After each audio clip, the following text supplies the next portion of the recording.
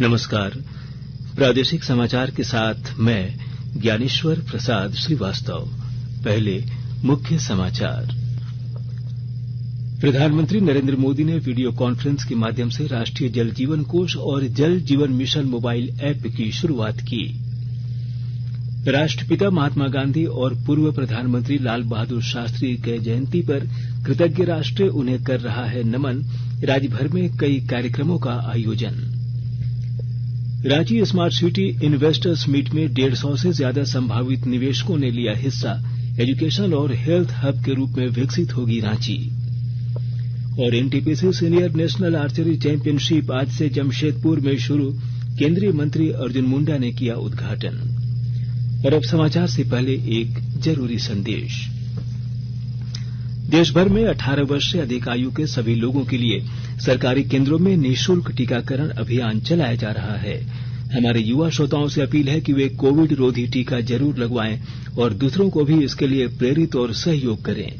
Corona महामारी के प्रति आप कोई भी लापरवाही न बरतें, क्योंकि कोरोना अब भी हमारे लिए बड़ा खतरा बना हुआ है। जब तक आवश्यक न हो, घर से बाहर न निकले और इन आसान उपायों का पालन करें।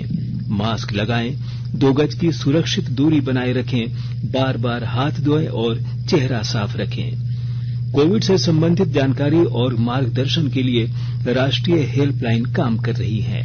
इनके नंबर हैं 011-2397-8046 और 1075। इसके अलावा राज्य हेल्पलाइन नंबर 104 डायल कर समस्या का त्वरित समाधान लिया जा सकता है। और अब समाचार विस्तार से।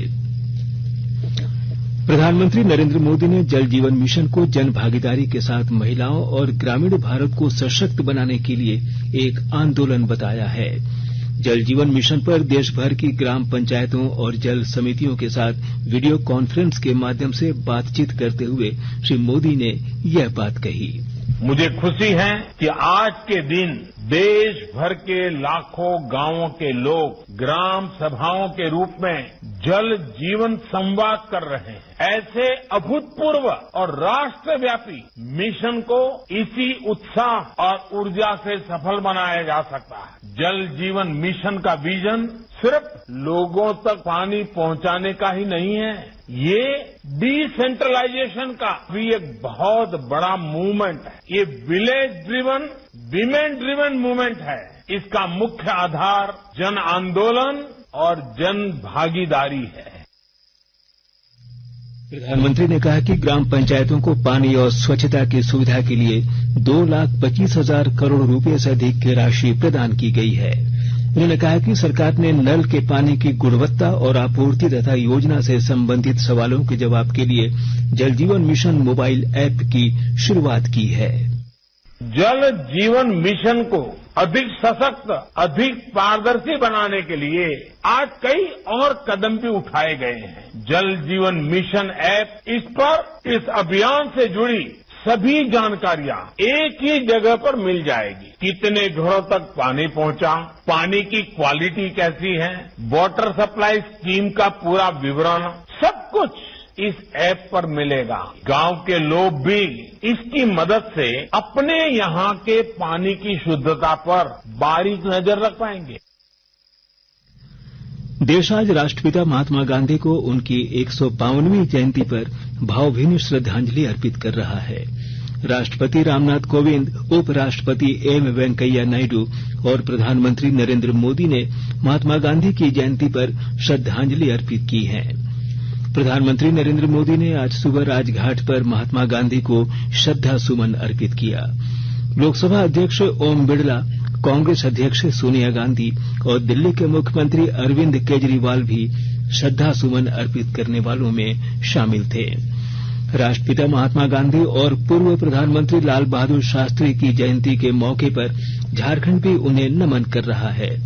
राज्यपाल रमेश बैस और मुख्यमंत्री हेमंत सोरेन ने भी आज गांधी जयंती के अवसर पर छोटानागपुर खादी ग्रामोद्योग संस्थान पहुंचकर उनकी प्रतिमा पर माल्यार्पण कर उन्हें श्रद्धा सुमन अर्पित किया। तिरेल स्थित स्थापना महात्मा गांधी ने 1928 में डॉक्टर राजेंद्र प्रसाद के साथ की थी। इस मौके पर मुख्यमंत्री ने तिरेल स्थित सर्वोदय आश्रम को संरक्षित और विकसित करने पर बल दिया है।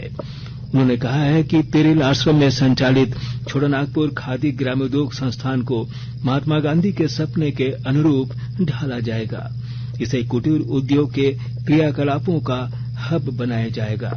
वहीं आश्रम को संरक्षित कर यहां पर्यटन और शोध केंद्र के रूप में विकसित करने का भी कार्य होगा। इससे रोजगार के नए अवसर भी बनेंगे।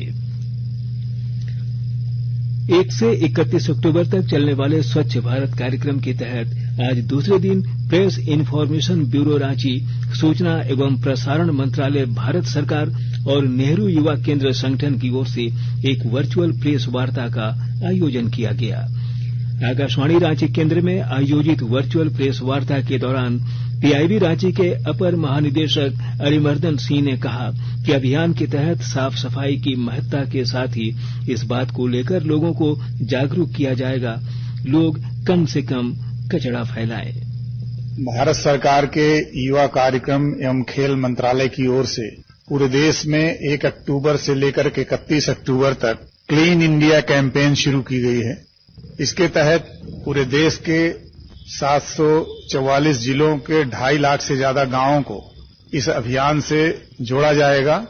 लोगों में ये जागरूकता पैदा करनी होगी कि हमें स्वच्छ भारत के लिए सबको जागरूक करना है। कम से कम कचरा अपने घर से निकालना है, कम से कम कचरा हमें रास्ते, गलिए और मोहल्लों में डालना है। हम कचरा साफ करें, ठीक है इस बात को, लेकिन हम कचरा कम से कम करें, ये बात ज्यादा महत्वपूर्ण है। प्रेस वार्ता में नेहरू युवा केंद्र के राज्य निदेशक विजय कुमार ने पूरे 1 महीने तक चलने वाले कार्यक्रमों की रूपरेखा रखी। नेहरू युवा केंद्र संगठन के द्वारा स्वच्छ भारत मिशन कार्यक्रम का कल ही शुभारंभ हुआ है। मैं नेहरू युवा केंद्र झारखंड राज्य की ओर से आप सबसे निवेदन करना चाहता हूं, आह्वान करता हूं कि स्वच्छ भारत मिशन कार्यक्रम में आप अपना जन सहयोग प्रदान करें। स्वच्छता को अपने एक जीवन शैली के रूप में अपनाया जाए और इस अक्टूबर माह में स्वच्छता कार्यक्रम में जो हम अभियान चला रहे हैं, उस अभियान में आप सब लोग एक जन भागीदारी से अपना सहयोग दें। इस अवसर पर आकाशवाणी रांची के प्रादेशिक समाचार प्रमुख अब्दुल हमीद भी मौजूद थे। आकाशवाणी के ताजातरीन समाचारों के लिए आप हमारी वेबसाइट newsonair.com पर लॉग इन कर सकते हैं। ताजा समाचार Twitter handle @AIR news alerts और Facebook page All India Radio news पर भी उपलब्ध है। आप प्रादेशिक समाचार एकांश को ट्विटर हैंडल @AIR न्यूज _ और फेसबुक, इंस्टाग्राम पेज तथा YouTube channel AIR news Ranchi पर भी हमारे बुलेटिन सुन सकते हैं। प्रादेशिक समाचार आप आकाशवाणी रांची से सुन रहे हैं और अब पेश है कोरोना से बचाव के कुछ संदेश। कोविड-19 से बचाव और सुरक्षित रहने के 3 उपाय। मास्क लगाएं, 2 गज दूरी है जरूरी, सुरक्षित दूरी रखें, हाथ और मुंह साफ रखें।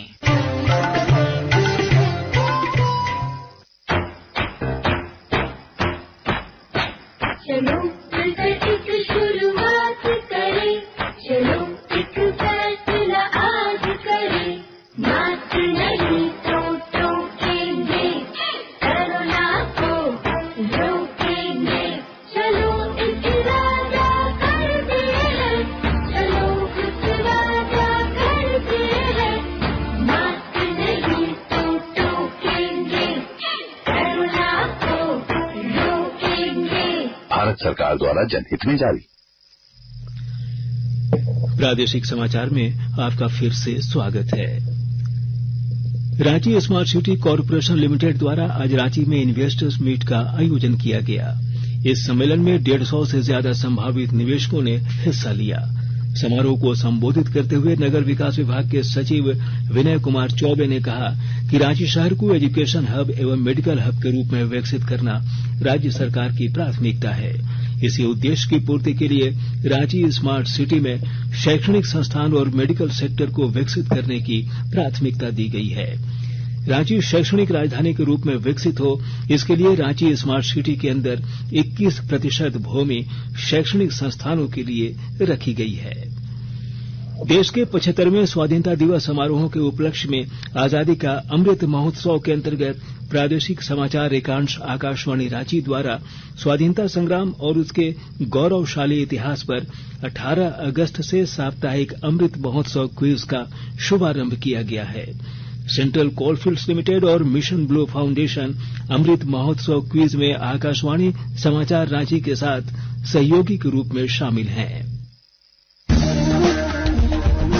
आजादी के 75 वर्षों का पर्व अमृत महोत्सव प्रत्येक बुधवार शाम 7 बजे प्रसारित होने वाले प्रादेशिक समाचार के दौरान पूछे गए प्रश्न का सही उत्तर देने वाले प्रथम 10 प्रतिभागियों में से लकी ड्रॉ द्वारा चुना हुआ एक प्रतिभागी इनाम का हकदार होगा।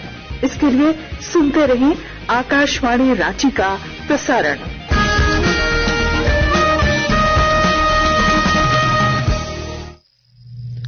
आजादी का अमृत महोत्सव विभिन्न सरकारी विभागों द्वारा कई तरीके से मनाया जा रहा है। पश्चिमी सिंहभूम जिले में युवाओं को मार्गदर्शन देने के रूप में आज इसकी शुरुआत की गई। और अधिक जानकारी के साथ हमारे चाईबासा संवाददाता। तो आजादी का अमृत महोत्सव विभिन्न सरकारी विभागों द्वारा कई तरीके से मनाया जा रहा है, लेकिन पश्चिमी सिंहभूम जिले में युवाओं को मार्गदर्शन देने के रूप में आज इसकी शुरुआत की गई।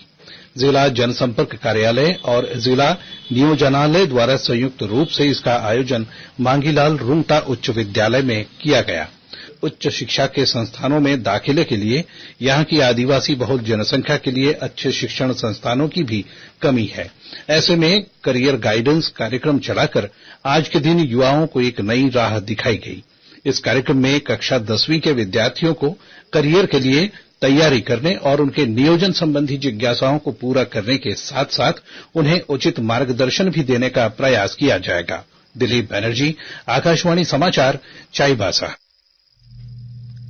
राज्य भर में पिछले 24 घंटे के दौरान 12 नए कोरोना संक्रमित मिले हैं। राज्य में अब सक्रिय मामलों की कुल संख्या 87 रह गई है। केंद्र सरकार कोविड महामारी के दौरान लोगों की सुविधा के लिए बनाई गई राष्ट्रीय स्तर की हेल्पलाइन नंबर के बारे में लोगों को जागरूक कर रही है। सूचना प्रसारण मंत्रालय अपने विभिन्न विभागों के माध्यम से इन हेल्पलाइन के बारे में जागरूकता बढ़ा रहा है। विभिन्न हेल्पलाइन नंबर इस प्रकार है। कोविड संबंधी सवालों के जवाब देने के लिए स्वास्थ्य और परिवार कल्याण मंत्रालय की हेल्पलाइन है 1075। राज्य हेल्पलाइन नंबर है 104। महिला और बाल विकास मंत्रालय की चाइल्ड हेल्पलाइन है 1098। वरिष्ठ नागरिकों के लिए सामाजिक न्याय और अधिकारिता मंत्रालय की हेल्पलाइन है 14567। मनोवैज्ञानिक सहायता के लिए राष्ट्रीय मानसिक स्वास्थ्य और तंत्रिका विज्ञान संस्थान निमहांस का नंबर है 080461100007।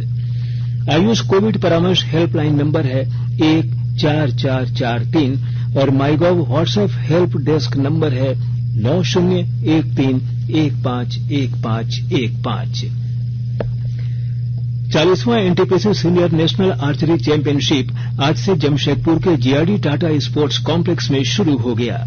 भारतीय तीरंदाजी संघ के अध्यक्ष और केंद्रीय मंत्री अर्जुन मुंडा ने तीर चलाकर इस प्रतियोगिता का उद्घाटन किया। इस मौके पर पत्रकारों से बातचीत में श्री मुंडा ने कहा कि सभी राज्यों में खेल को उभारने के लिए केंद्र सरकार पूरी तरह से समर्पित है।